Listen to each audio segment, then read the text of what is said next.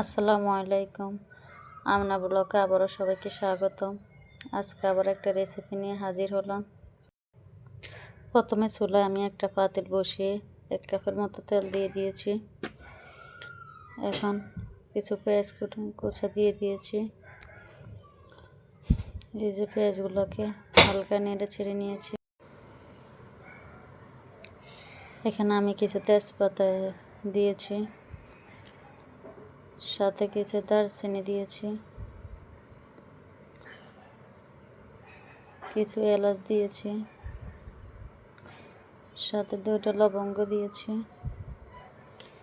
1 চামচ রসুন বাটা, 1 চামচ জিরা বাটা, সাথে 1 চামচ আদা বাটা দিয়েছি, সাথে কিছু কাঁচামরিচ। এখন সবগুলো মশলা একসাথে নেড়ে ছেড়ে নেব। 1 চামচ হলুদ গুঁড়া, 1 চামচ থেকে কম লবণ দিয়েছি, সাথে কিছু পানি অ্যাড করে দিয়েছি। পানিটা কষানোর জন্য আমি একটা ঢাকনা দিয়ে ঢেকে নিয়েছি।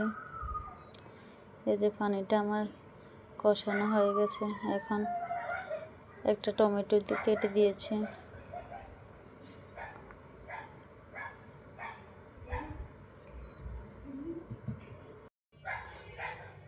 কম বেশি তো সবাই গরুর মাংস রান্না করতে পারে না, পুরো ভাইয়েরা। যারা নতুন, এমনকি যারা ব্যাচেলার, তাদের জন্য আজকে আমার এই রেসিপিটা। এই যে সবগুলো গরুর মাংস দেওয়া হয়ে গেছে। এখানে আমি 1 কেজি গরুর মাংস নিয়েছি। এই সবগুলা মাংস একসাথে মেখে নিয়েছি মশলার সাথে। মাংস কষানো হয়ে আসলে আমি এখানে 1 চামচ ধনিয়া গুঁড়া দিয়েছি, 1 চামচ গোলমরিচের গুঁড়া দিয়েছি, 1 চামচ মরিচের গুঁড়া দিয়েছি। এখন সবগুলা মশলা একসাথে নেড়ে নিয়েছি। এখন আমি কিছু আলু অ্যাড করে দিয়েছি।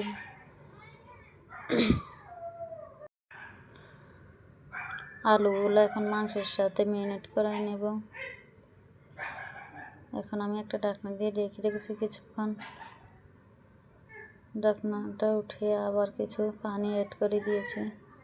এখানে চেষ্টা করবেন গরম পানি দেওয়ার জন্য, তাহলে টেস্টটা ভালো আসবে। ঠান্ডা পানি দিলে টেস্টটা ভালো আসে না।